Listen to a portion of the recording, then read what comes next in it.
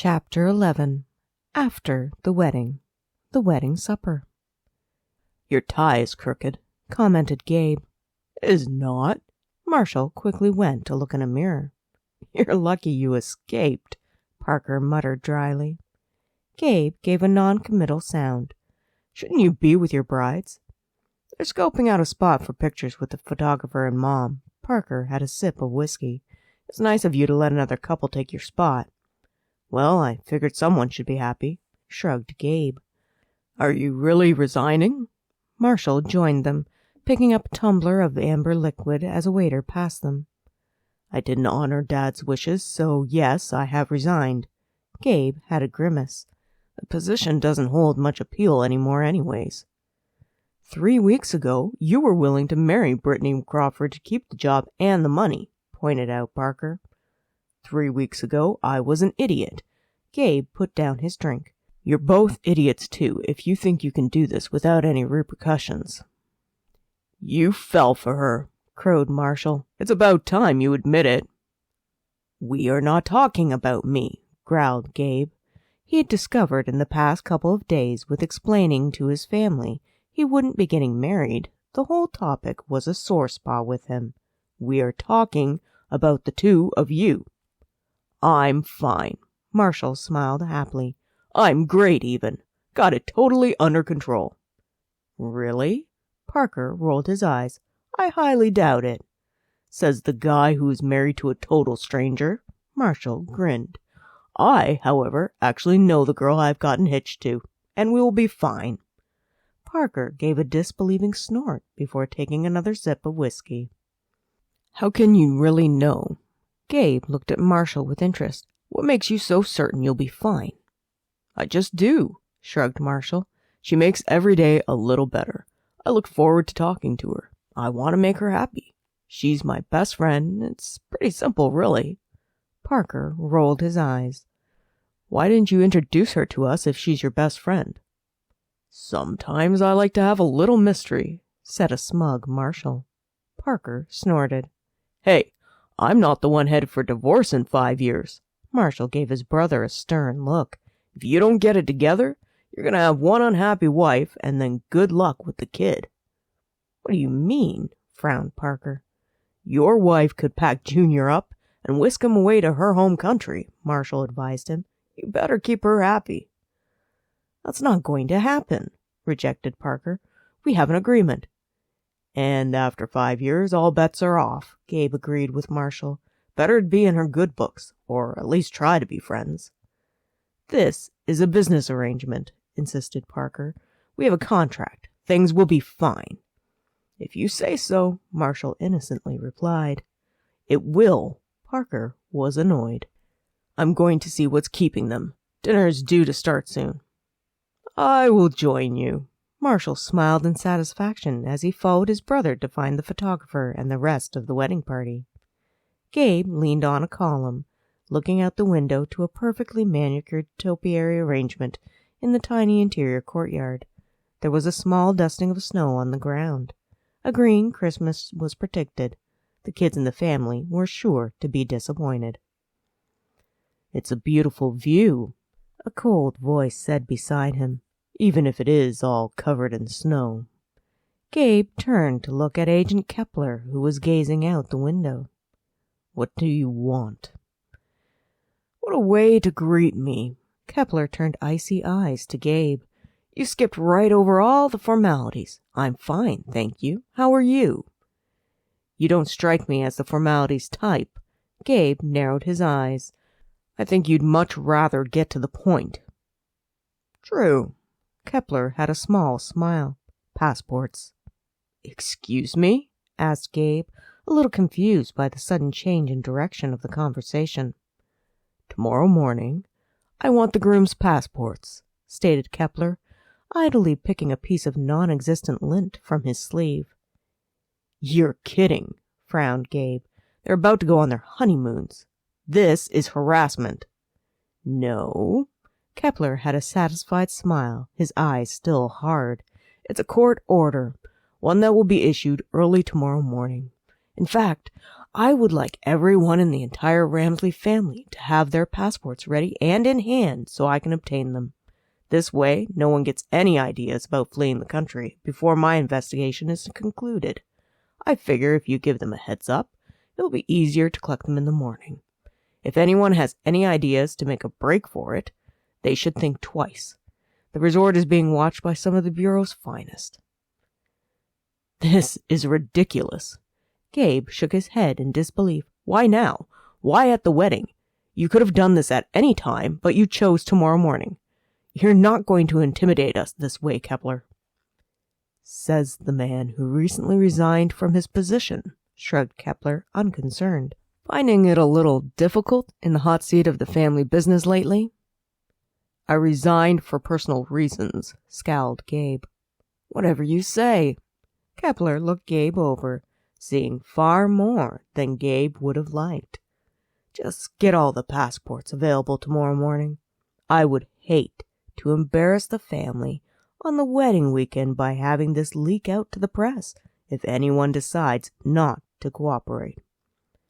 I'm going to find out who your supervisor is and inform him you are harassing us," Gabe advised him. "By all means, Mr. Ramsley."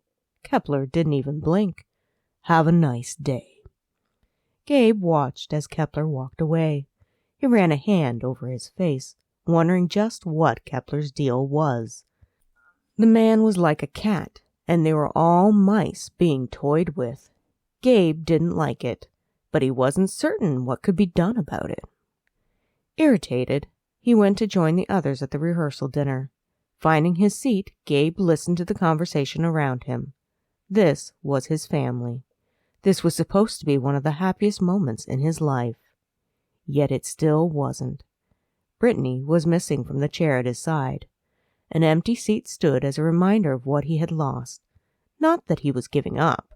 Gabe was about to make Britney's overtures at getting his attention all these years look like child's play. He had plans to do whatever it took, all sorts of grand gestures to get her back and convince her to love him. He could admit it, if only to himself. Gabe wanted Britney to love him. He wanted her back in his life forever. Gabe had even made a list. He might even have it laminated, just to prove something. Not like he would go as far as Brit had at prom. No one should go that far, giving food poisoning to all the attendees except Gabe, so only he and she had been left feeling well. She had drugged everyone, so no one was left to dance with but her. Not that he had danced with Brit. Perhaps he should add a prom-like event, minus the tampered punch, to his list. Dragging his thoughts away from Brit, Gabe surveyed his family, who seemed to be having a good time. There was an empty seat beside Marshall as well, but his brother didn't seem to be worried at all. "Hey, Marshall, where's your bride?" asked Everett with some amusement. "She hiding from you?" "She's getting ready with her family," Marshall responded patiently. "If you would all enjoy your supper, you will enjoy the second wedding with her traditions." "2 weddings?" asked Aunt Mary in surprise. "The first wasn't enough?"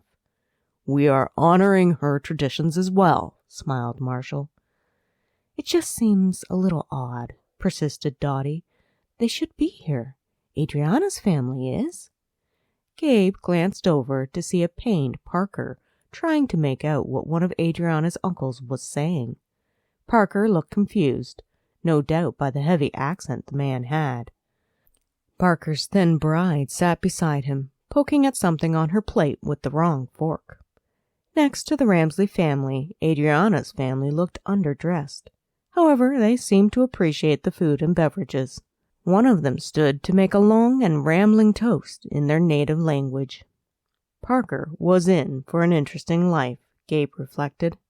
Whether his brother's temperament could handle it, Gabe didn't know. He could see his Aunt Mary puckering her lips in distaste at the display. While the uptight Mary had married the laid-back Oliver Ramsley, she herself was a stickler for propriety and standards.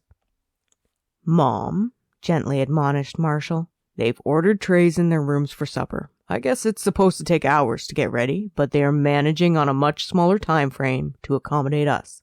I offered to help, but was turned down." My bride has it all under control." "I am happy for you," Dottie hastened to assure him.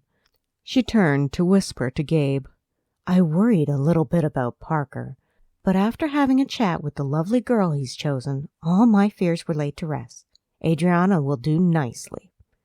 "I'm sure Parker would be pleased to hear it," Gabe said a little dryly. He had some doubts about the whole thing, but Parker could make his own decisions. "Gabe, are you certain Brittany won't be coming?" Dottie tentatively asked as she gave him a hopeful look. "I do like the girl, and she comes from good family." Gabe swallowed down his own unhappiness with the situation, understanding his mother was disappointed as well. "Brittany is a wonderful person. I'm hoping to change her mind, but it's not going to happen today." "It's okay, dear." Dottie patted his hand wistfully. "It was nice of you to give one of the other couples a chance to marry today." Gabe nodded. "Is Dad going to be at the send-off tomorrow?"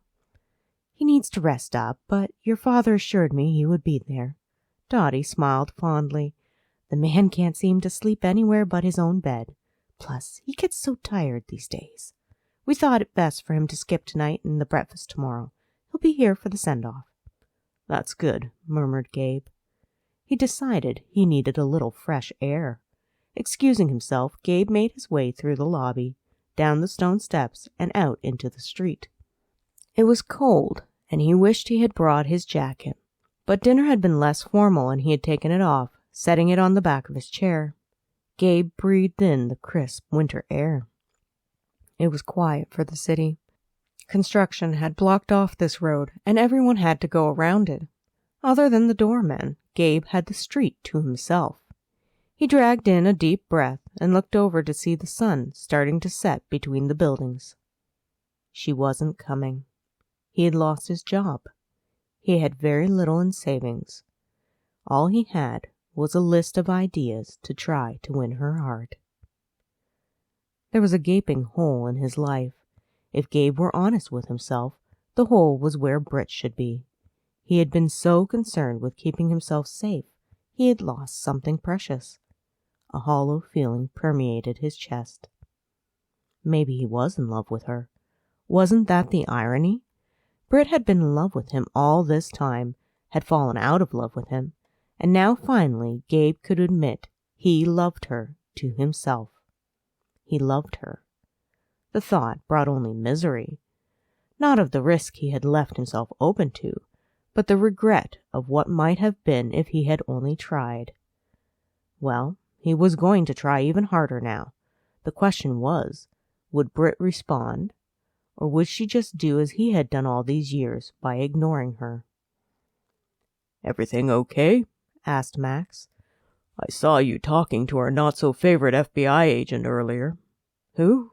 Gabe dragged his thoughts away from his failed relationship with Britney. "Oh, right. Kepler wants all our passports by tomorrow morning before the family breakfast."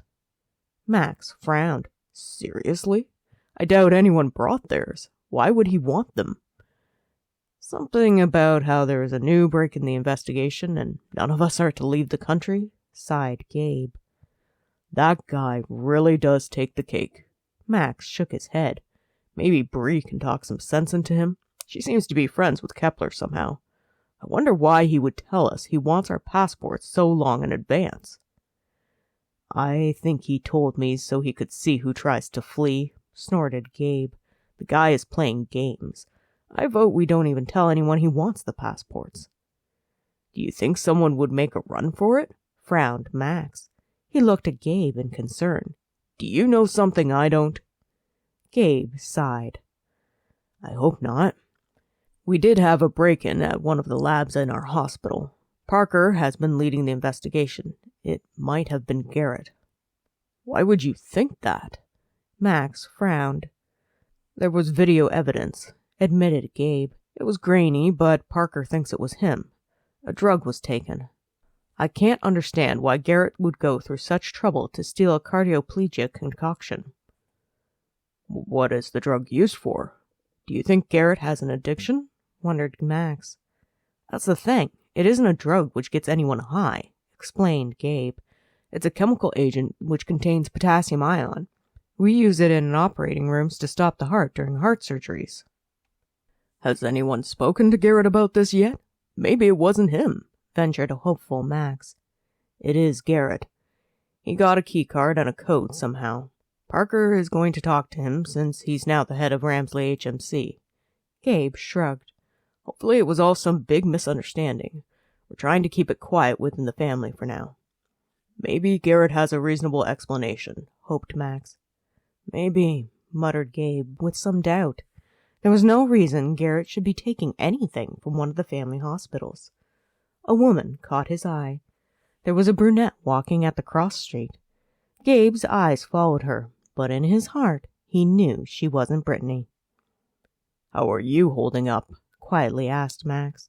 "You know, losing your position with Ramsley HMC and not marrying Britney." "I'll get another job," shrugged Gabe. "As for Brit, I only can hope our relationship is not beyond repair." "Gabe, the mighty has fallen." Max gave a low whistle. "Wasn't sure I would ever see the day." "I'm going to win her back," murmured Gabe. "I recommend groveling," a sympathetic Max advised. "Flowers can help too. Candy, anything she likes is a good start. Promise things, but not if you don't plan to deliver on them. Did I mention groveling sometimes works?" Somehow, Gabe didn't think it would be easy. He wasn't charming like Max, and Britney had been pretty clear in voicing she wanted to be left alone. "Do you mind going back inside? I would like a few minutes alone to think." "Sure thing, but if you need more advice, just call." Max nodded agreeably. He gave Gabe a pat on the shoulder, then re-entered the hotel. It was just Gabe and the doorman again. A couple of pigeons cooed nearby. Gabe sighed, feeling the weight of the entire world settling on his shoulders. How long he stood there, contemplating the sunset, Gabe didn't know. A movement caught the corner of his eye, and he looked as a car pulled up at the construction barriers at the end of the street. Squinting against the sunlight, Gabe could see someone in a tux exit the vehicle, holding the door open for a woman in a blue-colored dress. Someone who was late to the wedding. Or trying to crash it, Gabe surmised. Then the woman in the blue dress put a couple of bouquets in the man's hands. She turned and helped a dark-haired woman who was wearing a white dress out of the car. The blue-dress woman fussed over hair, took back the bouquets, handing one to the woman in white.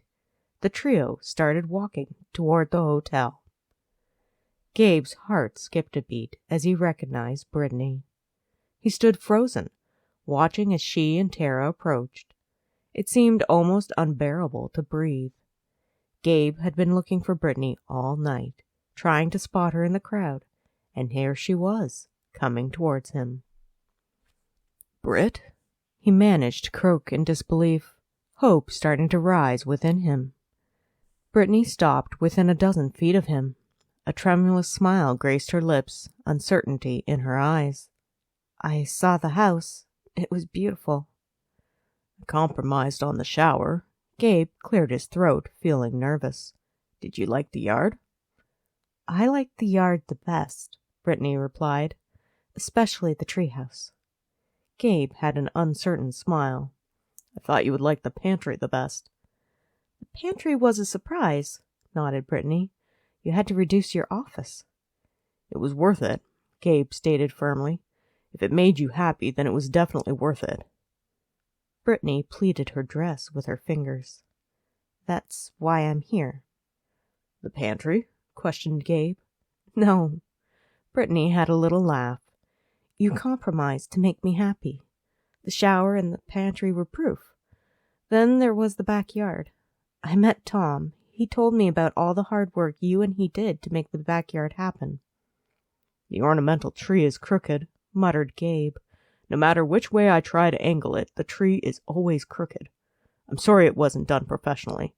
I'm sure a landscaping company would have done a better job, but I couldn't get anyone on short notice after the company I had was double booked." "I love it more because you did it," confessed Britney. "I love you more because you proved you can be an equal part of this relationship. You made the house a home for us." It gives me hope that you'll keep trying and be half the equation of us. That's all I want, Gabe said truthfully. I know I don't deserve any more chances with you, but if you want to try again, Brittany, I would like to try again too. Whatever you want, I'm willing to be a part of it as long as it's with you. Do you still want to get married? She asked hopefully.